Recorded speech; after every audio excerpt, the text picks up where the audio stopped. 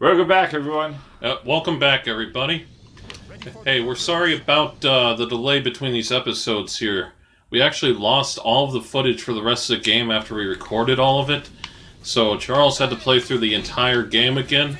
And we're finally back here again, so we're going to do those races that we mentioned in the last episode. Yeah, evidently the Xbox hard drive will just delete your footage eventually. Yeah. It's good to know. So if anybody's recording, make sure to upload your stuff. Yeah, don't just think your Xbox will be storage for you. Yep. And okay, back to the knitting. So you're gonna win this, right? Yeah, this is a force race.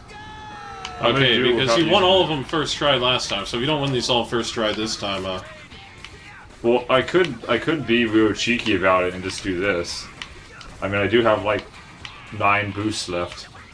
Well, that looks like 19 on your boost. Is that boost? Is that the... Oh, I'm sorry. 19. Yeah, so... I literally could boost my way through all of the races and probably still end up with a couple boosts at the end. Probably. But honestly, all you need is to do 2 at the beginning, and then you win. Because this does not have they don't have any catch-up mechanics for the AI.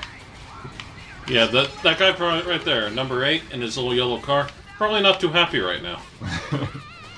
You don't really need to do that though. I guess if you were trying to Oh wow. Yeah, Double H is kind of being a little bit of a sore rental. Yeah, that's not cool, man. Oh, I forgot you could shoot people. Wow, that was super fast. Yeah, good job. Good job. So I'm going to do the next one without the boost. Because you really don't need the boost. No, but it made sure you won. Yeah. It gives me a safety net for if I get towards the end and I'm about to lose. Yeah.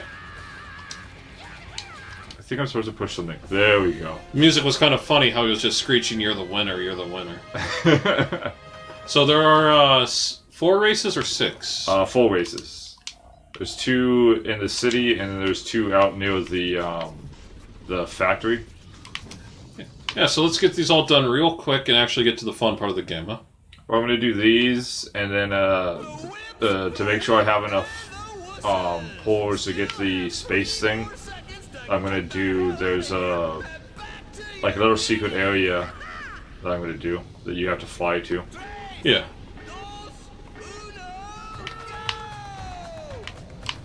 Come on, get in front. These are kind of cool designs. They remind me of F-Zero. I don't think I ever played that. It's a pretty old game, actually. I'm trying to think if they made a newer one. I think they made one in 2002, somewhere around there. I've heard of it. I just never played it. I doubt that visually it would stand up to nowadays. Gameplay wise, probably is still good. Yeah, you said it was 2002? The new one. The newest one, I think, is 2002. Then, yeah, it would probably be pretty dated. Yeah. I think the original one was in the 90s. Hey, maybe we should play that. I don't know if that would be that fun, honestly. No, it's just a not. racer. There's not much to talk about for racers. I think you could maybe feel 20 minutes or so of entertainment talking about that, but what are you going to do after that? I don't know, probably kill Colossuses. We'll be like Joey, and after a certain amount of episodes, we'll start getting political. Hey, look, you're gonna win. Yeah. I found replaying this that I actually had gotten better at the game over playing it with you and stuff. Because replaying it at the beginning of the game was really easy. Oh, I would expect the beginning to be really easy. I didn't I wasn't sure that it was that way. I thought because the tempo of the what do they call that? The difficulty curve on this game seems to be gradual and almost where you didn't notice it. There he is being rude again. Yes. It doesn't actually seem to match his character. No. He seems like a more humble character. Well, honestly, this is the only time you see him being competitive with anything, though. Yeah, so maybe he's just one of those really, like, mean people when it comes to competitive stuff. Yeah. That's probably it. Those are not the kind of people that, yeah, stop giving me money. I get it. Those are not the kind of people that I like to play competitive things with. No. And, we know quite a few people like that, don't we? Yes. But I think, honestly, that just comes with doing competitive things. It might. Oh, I didn't notice that, last time you played through this, but it told you there was more races at the slaughterhouse as you were leaving. Oh, okay. So it's... See, they do that. They seem to do that a lot, where they give you, like, audio hints of where you're supposed to go. You remember where the slaughterhouse is? Yeah. I was just there Good job. last You night. always get hit on the lasers, don't you? Yeah, the perspective on it, like, messes me up. I don't know why. So I'm using all my boosts now, so I'm not tempted to use them later. Well, just keep some. It doesn't matter. Doesn't matter. You might need one. I'm just using them to get there faster more than anything, actually. Alright, so race... no, do race 4 first. I don't know if there's Oh. I actually didn't know that. They're locked if you didn't go in order. Oh, that's a shame.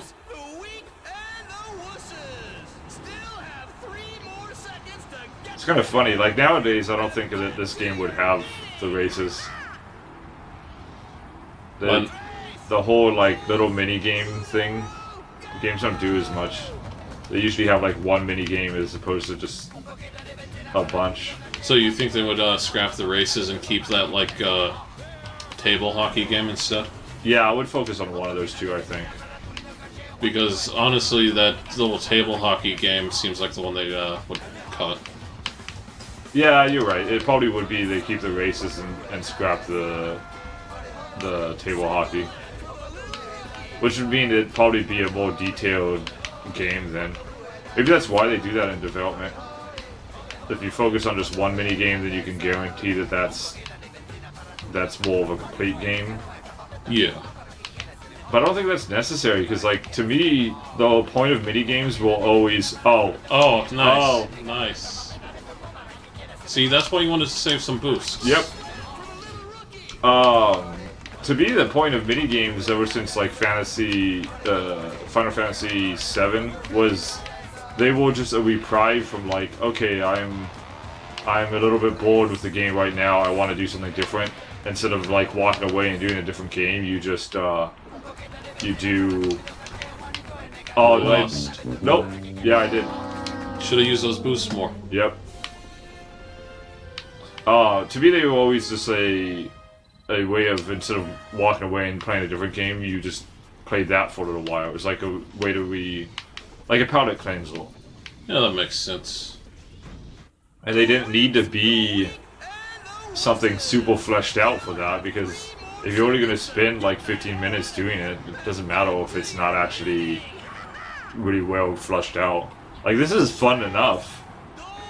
The only minigame I ever did in Final Fantasy VII was the race, except for the mandatory ones. I did the bike race, and I actually did almost everything except for the chocobo. I didn't like the chocobo race because it didn't feel as involved as the other ones. But I guess it's because the real chocobo minigame is more about racing the chocobos than anything else. Yeah. But here we are talking about that game when we should be talking about this game. Oh, it's related. Oh, I used up all my boosts. Oh, good job. Now I don't have any boosts left for the last race. Just don't get stuck on the pipe again. That means I have to just be good at the game. See, they can't benefit from the boost. Yeah, they also don't shoot you. Oh, By yeah. the way, if you had shot that guy, you probably would have won that last race. You're right. Don't worry, I forgot about it until just then, too.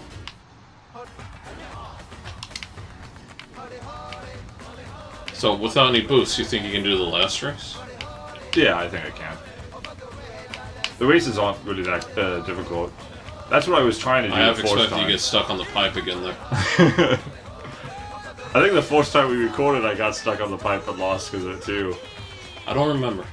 It feels like that's supposed to be a trap. It might be. Wow. Even better than Carlson and Peters. Oh, I found something weird. I'll see if it's still there and show you afterwards. These screens up here reminded me of it. See the screen that's like showing the footage? Yeah. Remind me when we get out of this last race to show you. There's this weird thing where they have like screens hanging out in the middle of nowhere. And I think it's because in games you have to...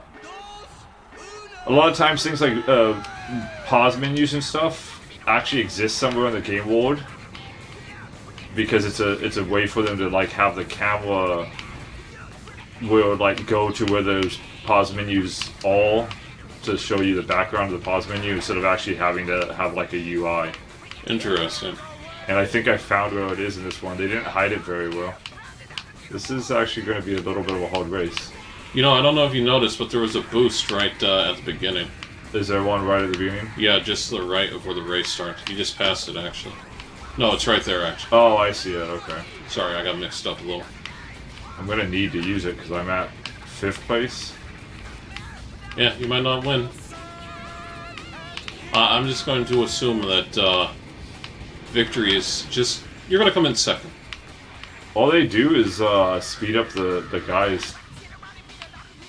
There's no like change in AI behavior or anything. Oh, I should have gone the shortcut. No, if you went the shortcut, you wouldn't have shot that guy, though. Yeah. Oh, I have one more lap. Okay, I didn't but actually you're need to be first. that aggressive then. No, but you wanted to get into first, I mean. Yeah. This music. This is the same music that most of the game is, though. It's like this weird... I don't know what to even call it. It's Just, like a weird mix of rap and reggae, almost. I don't know, just the way he yells, "You're the winner," like Oh, that. crud. Oh, no, you're so fun. I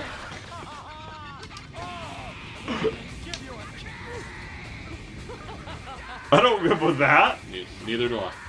That was a little weird. That was a little Ted Cruz. Yeah. That was a little weird. It was kind of creepy. Alright, so can you get to this place with that screen you were talking about? Yeah. And I think for this episode we actually have enough time where I can get to there and at least show where the volcano is. And then next episode we will get all those pearls in that volcano, right? Yeah, and then we'll go to space. Yeah, space. Where is... I need this flying ship, I think. Maybe I can see it from actually... see. It may not actually be there anymore. I gotta get my bearings. There's an island right there. Wow. This environment looks a lot bigger when you're not flying around. So where is your spaceship? I don't remember where I parked it. So that could Oh, be there you go. There it is. Okay. So this is the edge of the map because it starts doing this thing. But see them? Yeah, I do. And I think these are menu screens. No, but those I'm are not totally sure. menu screens. And it's like I don't even know where that menu screen is used in the game, honestly. That looks like a title screen. That's a Beyond Good and Evil HD. Oh, I'm getting hit. No, get away from... Stop hitting me. Oh, does it actually say HD? Yeah. That's really weird, too. Look at it again. Yeah, that one right there. You see it? Oh, it does say HD. Yeah.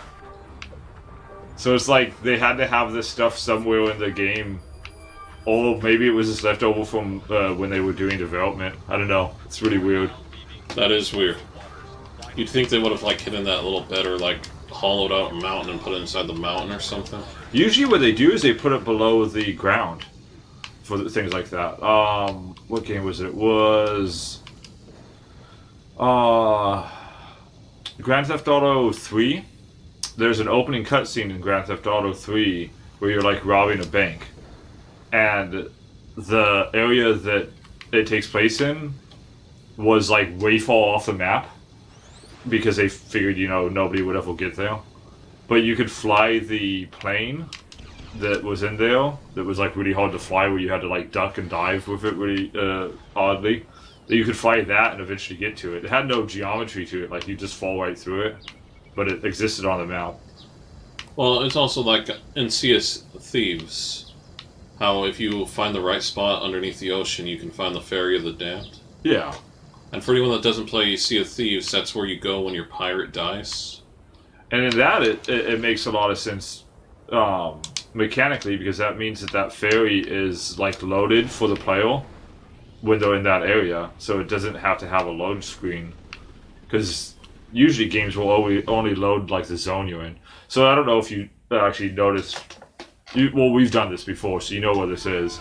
This is on top of the Black Isle, the place that the Force Dungeon is.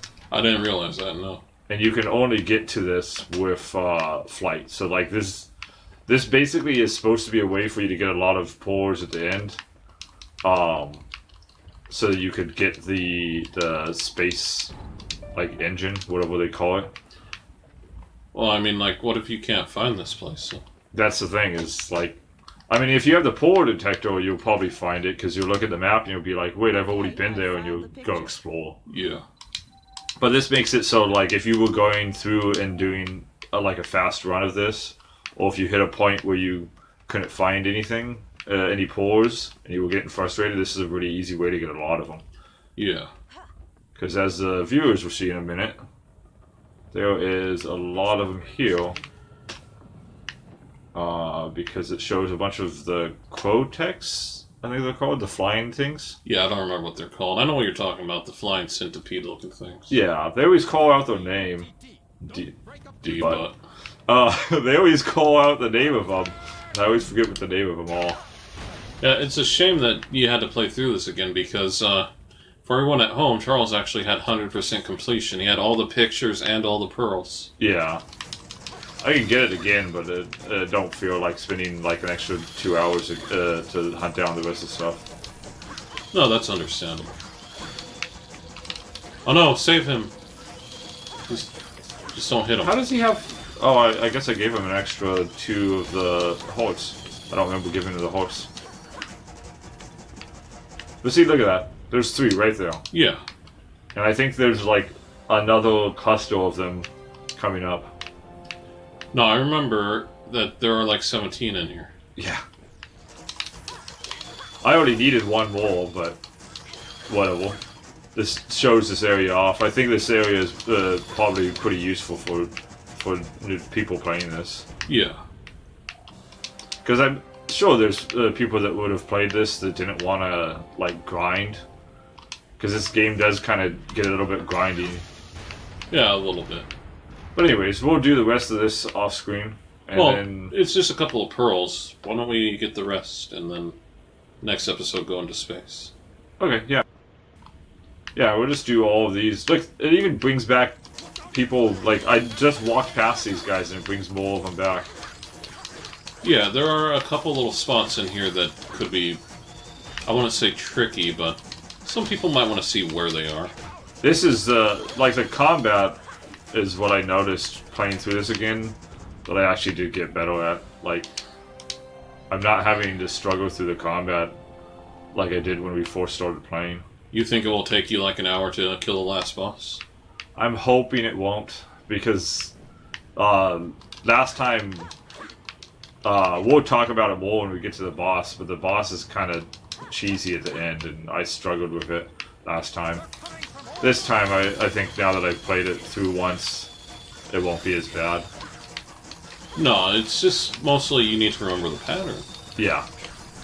That's what I don't think, why I think it's kind of cheesy. It really isn't a reflection of the rest of the game. Like, this game kind of reminds me of the Batman Arkham games. Ooh.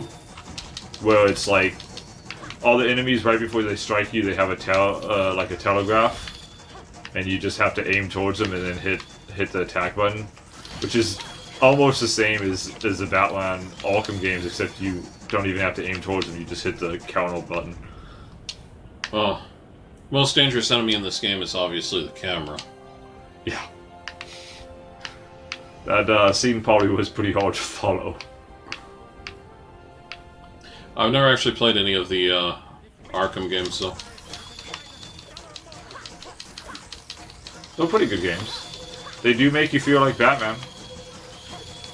Did he just say if we can get out of this alive, we can buy the Stellar Motor? Probably. Because I probably hit the right amount to buy it. Well, I think you have more than enough. I think it only takes 30. You're at 39 right now. He might just be... I was going to say he might be programmed to say that no matter what when you're in here, but I think you can get the motor without actually doing this. I don't think you need to do this. Oh, no, the only reason you came in here before was because we wanted to get you 100% completion. Yeah. So I don't know why I said that, but that's the whole thing. But I came in here with like 29? I think so. Yeah. And you're a little over 40 now. Yeah, so there's a lot in here. So let's go get the spaceship, and next episode we'll go to the moon. Okay. So, see you guys next time. Yep, see you guys next time.